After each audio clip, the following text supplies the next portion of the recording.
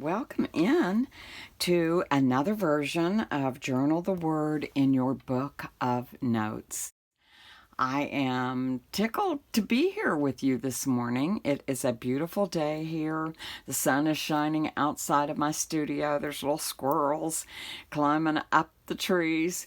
So I am just ready to do a version of what I call crumpled stilt skins. And I do that because the crumpled part is using plastic bags. And this is another thing that you can do with your Hall family while you are sheltered in place. And it just needs a couple of tones of paint, a dark and a light one, some kind of stencil that even you can cut by yourself. This is a child's stencil that came out of a children's book of little stencils. So, and this is a plastic bag from any of the stores that I just cut into about 6 pieces. And I'm going to show you how to use those. These are going to be crumpled, and they're going to make a crumpled look on our journal. Okay, so if you don't have a stencil, you can just take like an old file folder and cut some squares and circles and hearts, and they really don't have to be fancy shapes at all. Actually, I was looking for like an old architect's stencil that I've got somewhere, but I don't know where it is, as normal. That just had circles on it. That's what I was going to do. But anyway, this is going to show you what the process is. So I'm going to scoot this over out of the way for a second and bring one of the pieces of plastic in. And all you need is something to scrape with. I'm going to use an old door key or old credit card.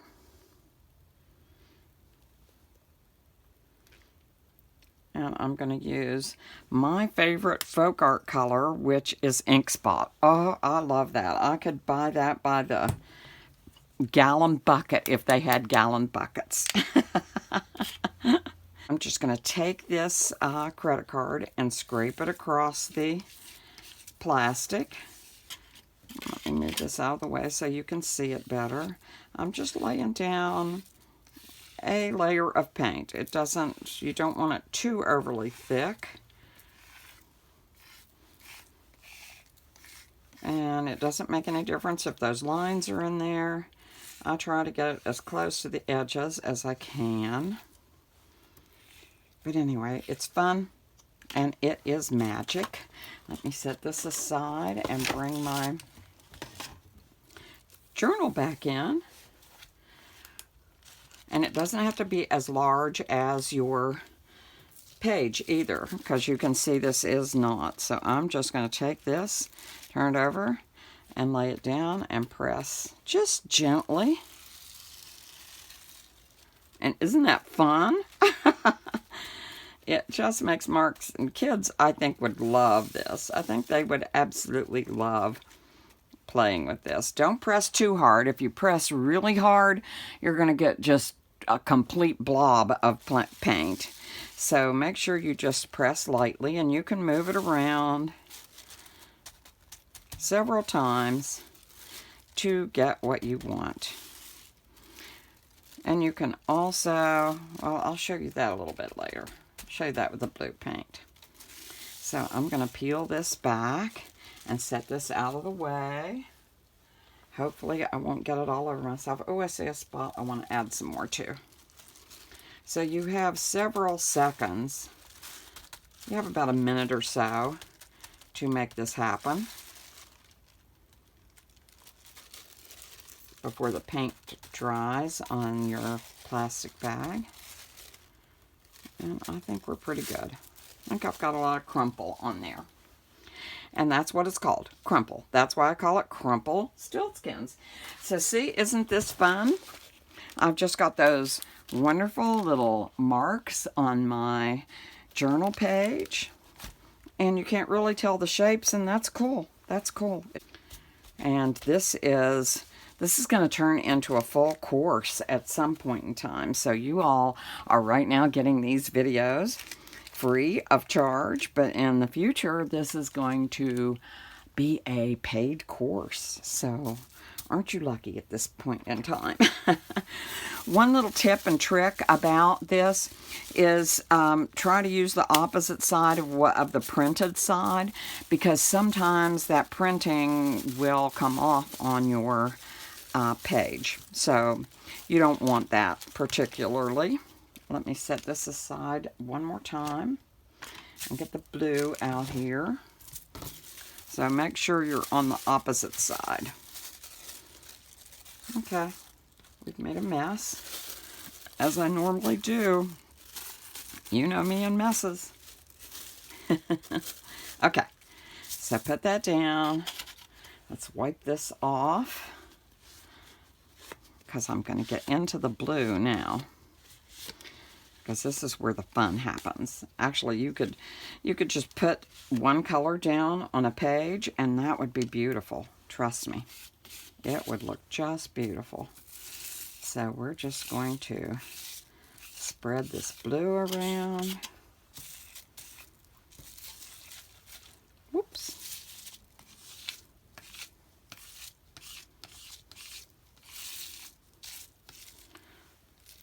Sometimes I feel like the nutty professor here.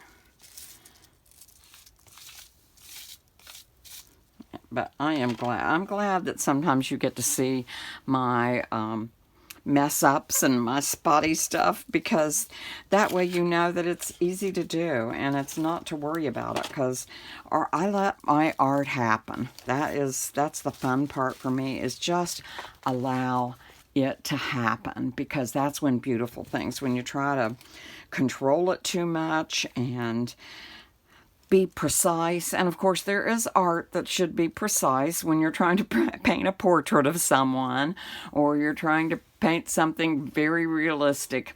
Then it has to be realistic. But this, we're just playing, so let your playful side out. Even people that don't think they have a playful side get playful when they start doing some of these techniques that I've been showing you in this course. So let's just lay that down.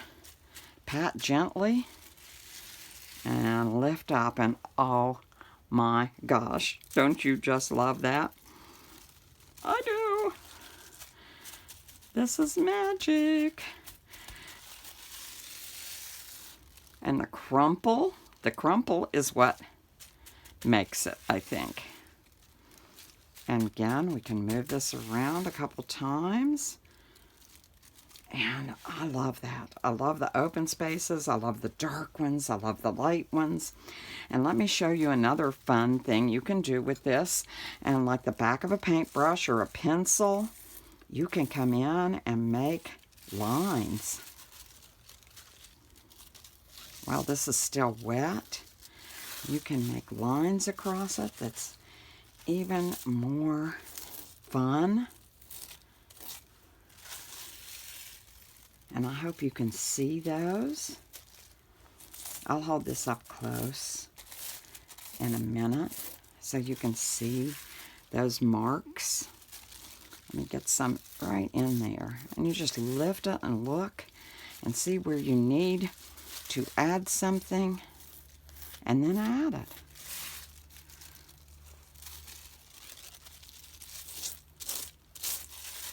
Isn't this a great way to have fun with your family? And let me see. I can come back in here with some of the yellow. I think that's still wet enough that I might be able to make some marks with it.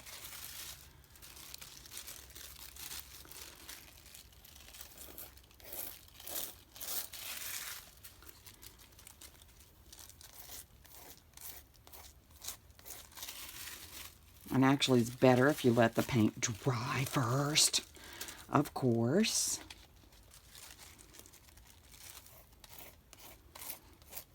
But you see what happens when you don't let the paint dry.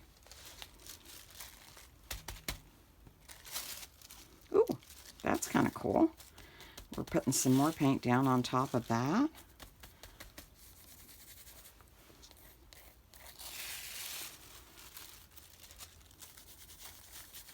So just have fun. Just play. Just make this your own. Make your art your way. As you know I do. I certainly do make my art my way. That's the fun thing about this. And of course, letting it dry between layers. You can keep layering this, but I wouldn't do more than 4. I don't think colors. 1 is perfectly reasonable. 2 is beautiful. 3 is going to give you more depth. But if you get into 4 or 5, you're going to cover some of the white background, and that's kind of where the contrast comes in, and that's kind of where your eyes have restful spots to land on when you're looking at the busyness of this page. So I think this is really cool, and you can see now why it really doesn't make a difference what kind of stencil you use here, because you can't tell what those shapes are now. You can't even see what those shapes are, but you see the yellow in the background, and it's cool. All right, everybody, that was it for today. Another quick and easy technique background. Oh, I love these. I could make backgrounds forever and never run out of ideas. Never, ever, ever. So that's a good thing for you, because I have such a crazy, vivid imagination, and I'm hoping that I'm opening some of that imagination for you as well. All right, let me get out of here and let me think up something else to do for tomorrow's background. So this is Rebecca E. Parsons, and may joy be with you all.